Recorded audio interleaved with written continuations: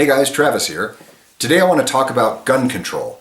And I want to start off by saying there's a couple of points I want to make. One is that I'm intentionally making this video when there hasn't been a mass shooting in the last several days or weeks. The most recent mass shooting as I record this was at the YouTube headquarters. So I'm doing that because I'm hoping that when you watch this, you won't be recently upset about one of these shootings. It's a frustrating subject. It's something that people have very strong opinions about, and all that is more intense when something like that has just occurred. And if I wanted more views on this video, then that's what I would do. If that was my goal, I would put this out right after a shooting, and that's not my goal. My goal is for whoever's watching this, that hopefully you're a little bit more calm than you might otherwise be when you watch this. The second point that I want to make is that I'm not going to be advocating a position. I'm not going to be making a philosophical or political argument. I'm just going to be considering gun control. I'm going to consider it out loud, and I want you to consider gun control with me as we talk this through. I like to tackle most issues from a pragmatic and logical type of perspective. And so that's what I intend to do here.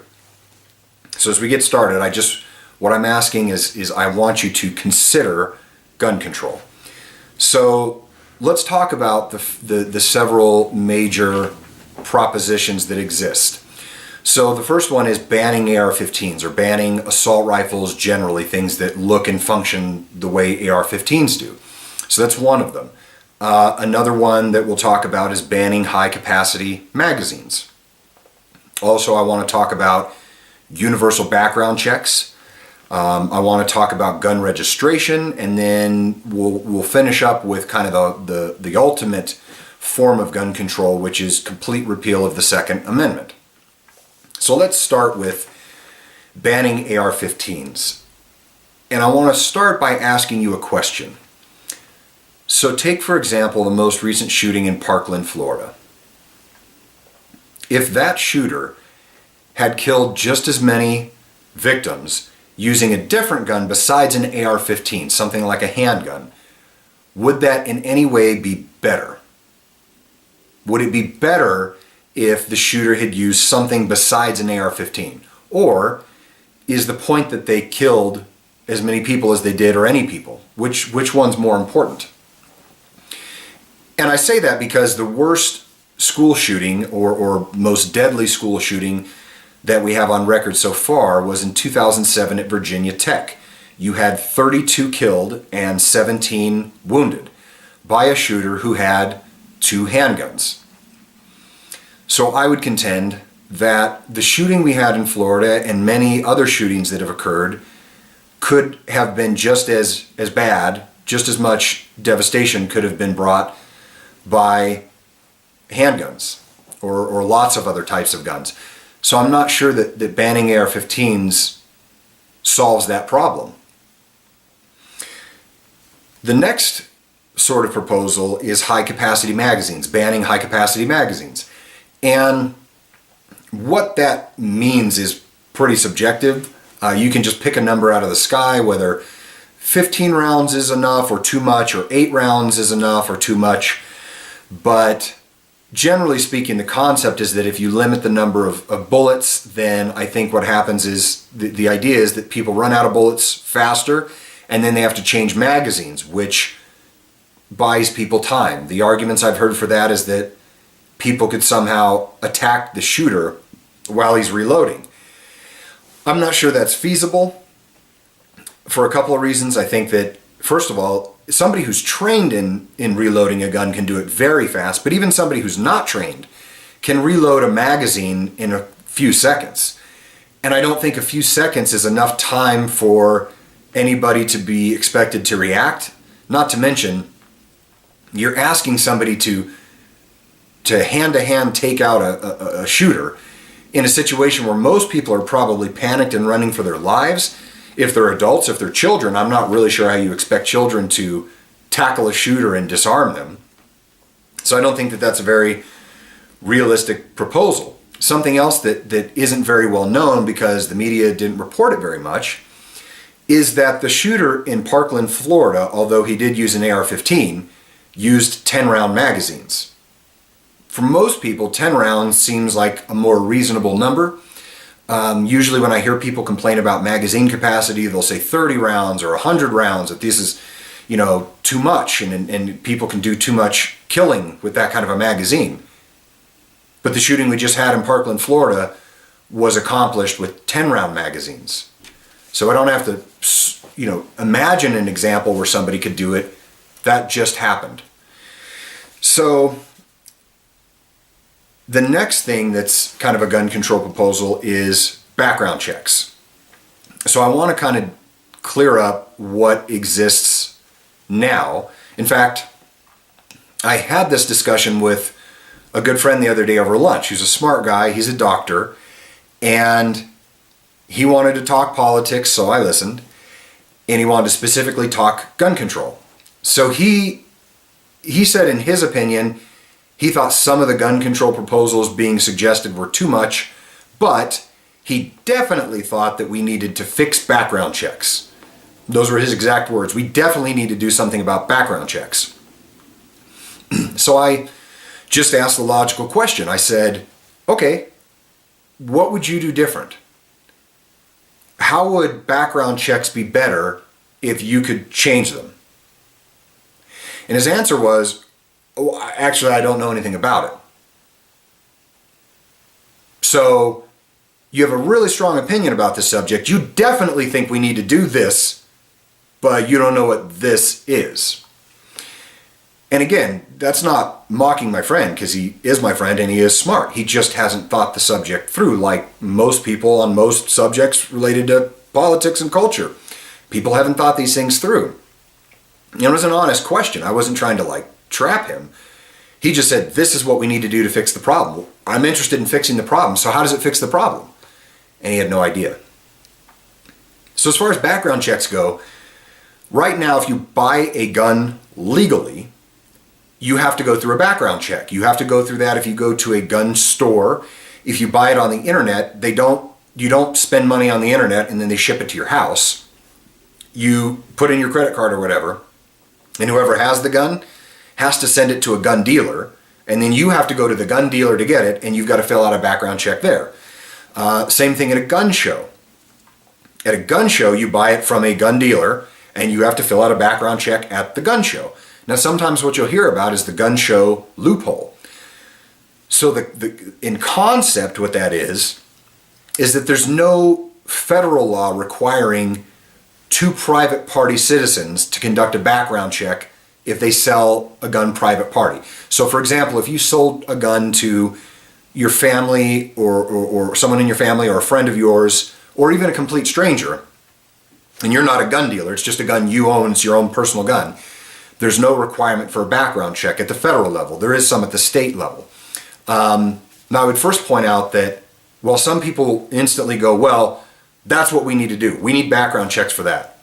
Okay, but I would point out that there's not a single shooter that I'm aware of in any mass shooting, at a school or otherwise, who obtained their gun that way, who bought it through a private party sale. They either bought it legally because they passed a background check because they either had no criminal history or the criminal history didn't get reported to the background system. Sometimes that happens.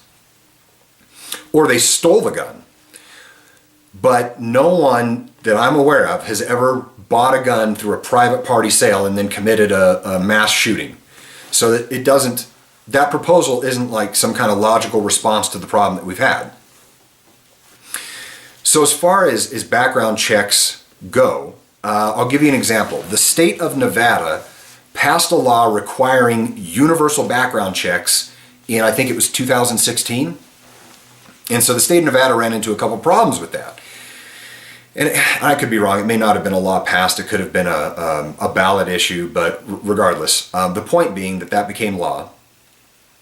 And there's two problems with it. One was that the law required the FBI to conduct these background checks. Now, the state of Nevada has no authority over the Federal Bureau of Investigation. The state of Nevada can't tell the FBI what to do, which is essentially what the FBI's response to this law was. You can't tell us to do this. So the second problem they had is that since the FBI wasn't going to do the background checks, the state of Nevada needed to have its own background check system that it didn't have. So there was no way to make this law work. So there's some logistical problems you run into with gun control, and that's an example of it. So there's another problem with background checks. For that to be enforceable, in other words, for you to really be sure that that's happening, the government has to know that this person owns this gun, and there has to be a transfer done to this person. So the government's got to have a record of this person has it, and then they sold it to this person, and now this person has it. That's called registration, and that brings us to the next subject on the list. So here's a proposal that I've heard many times. People will say, well, we register our cars, surely we can register guns. Okay, so here's my question again. If the government had a list of what guns people owned, how does that prevent any of those people from using those guns to murder people?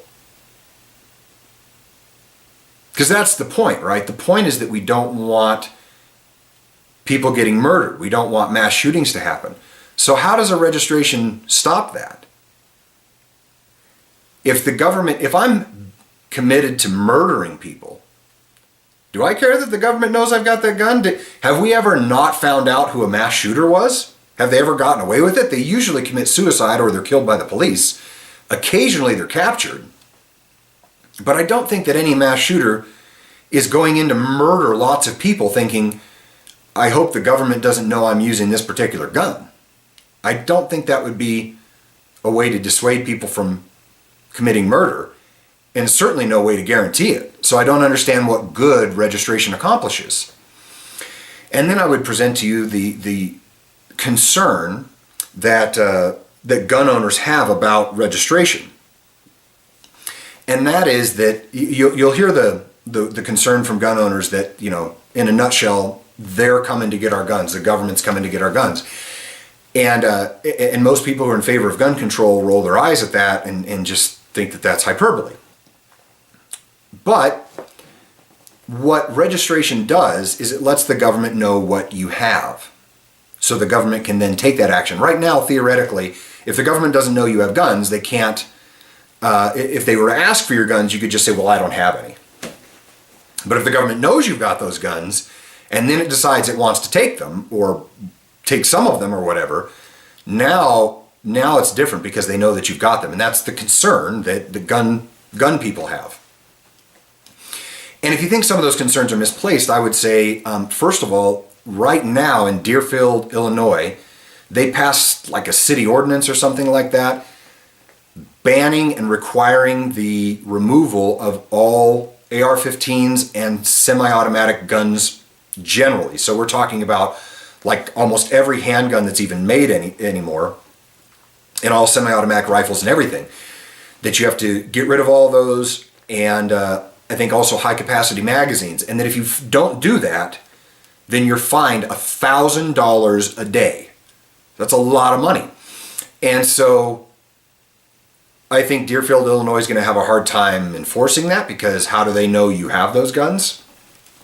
But if you had a registration list, then the government knows that. And so they can fine you $1,000 a day, or theoretically they could come and take those guns. And that's the reason why people who own guns don't like the idea of a registration or any other law like universal background checks that just by necessity requires to have registration to make it work. So that's the concern there. So before we get to repealing the Second Amendment, I just want to entertain the idea of banning guns generally, whether it's banning AR-15s, banning all semi-automatics, or whatever. If you ban guns, let's talk about what that means. What that means is that there can no longer be guns, those types of guns sold. So let's say you ban AR-15s. So that means once that law takes effect, nobody can legally go into a gun store and buy an AR-15. But There's already hundreds of millions of these guns that are owned. So what do you do about those? Many of the shootings that we've seen have been conducted by people who've stolen other people's guns. So there's hundreds of millions of guns out there. Somebody who wants to commit murder could theoretically just steal those guns, and that kind of happens frequently, actually. So if the goal is to stop shootings, and mass shootings in particular, what I'm saying about everything we've discussed so far is that it's not good enough. Banning AR-15s isn't good enough. Banning high-capacity magazines isn't good enough. Banning anything isn't good enough.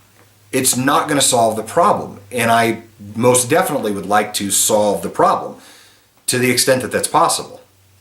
So if you believe in gun control, if you think that that's the way to solve this issue, I would ask you to answer any of those questions for me. Explain how any of those measures actually improves the situation. And so that leads us to repealing the Second Amendment. And a lot of people who are for gun control will talk about places like Australia or the United Kingdom where you actually can't own guns. And then they'll often turn around and say, well, don't be absurd. No one's coming to take your guns. It's kind of, you can't have it both ways. You can either be for taking everyone's guns or not, but you can't do both. So, and I just fail to see where anything short of complete repeal of the Second Amendment and confiscating everyone's guns, anything short of that doesn't seem to really work. Now, theoretically, if you could do that, if you could remove all guns from the public of the United States of America, then yeah, you would pretty much stop shootings. I mean, even in that situation, guns, I think, are not a whole lot different in the way of drugs. Drugs are illegal and people still get them. And I think even if you made guns illegal, the worst people could probably still get them. But that's a pretty big step, right? And it's not like that's entirely far-fetched. I mean, just recently in the New York Times, you had former Supreme Court Justice Stevens who made that exact argument, that we needed to repeal the Second Amendment. I saw a candidate for sheriff in North Carolina who was at some kind of meeting of gun control people, and they were asking him how he felt about gun control and what he was willing to do. And he's all for gun control, and he said something to the effect of I'm paraphrasing, but it's pretty close. He said, don't worry about these people who own guns who tell you you'll have to take them from their cold, dead hands. Okay. That's exactly the way that he said it. He seemed to be perfectly comfortable with the idea of killing people and taking their guns. Just to be clear, I don't think that's a good idea. But there are people out there who are important, like Justice Stevens. It's not somebody unimportant. This guy in North Carolina, I don't think he's ever held any other office. I don't know that he's going to win office, but he's running for office. And I'll tell you that in a room full of people who are pro-gun control, he got applause and laughs when he said that. Even if I'm for gun control, I don't think I'm laughing and applauding at killing people and taking their guns. It seems a little extreme. And so where does that leave us? I mean, like I mentioned a second ago, anything short of repealing the Second Amendment and taking everyone's guns just doesn't seem to make any measurable improvement as far as I can see it. So then does that mean we should go and repeal the Second Amendment and take everyone's guns? Well, the whole reason I'm having this conversation is because I don't want people to die. I don't want people to be killed. I don't want people to be murdered. That goes for people at a country music concert or school children or people anywhere, but it also goes for private citizens who legally own firearms in their own home now. I would like mass shootings to stop. I'm not convinced that you would really solve the problem by killing innocent law-abiding people. You'd have to break a lot of eggs for that omelet. Those are also people I don't want to die. So like I said at the outset, I'm considering gun control. That's the point of this discussion. I'm hoping that you're considering it. And look, if you've got a counter argument that you think clarifies something I'm not seeing, then I'd like to hear it. But I have thought this through, and I don't see how any of these proposals really solve the problem. And that's what I'm interested in, is solving the problem. So if you like the video, please give it a thumbs up. You can share it with your friends. You can subscribe on YouTube. You can reach out to me by leaving a comment below, or You can reach out to me at my website. You can reach me at my email, travistalkstoyou@gmail.com. You can find me on my website, travistalks.net, on Facebook at Travis Talks, or here on YouTube at Travis Talks. So thanks for listening, and we'll talk again soon.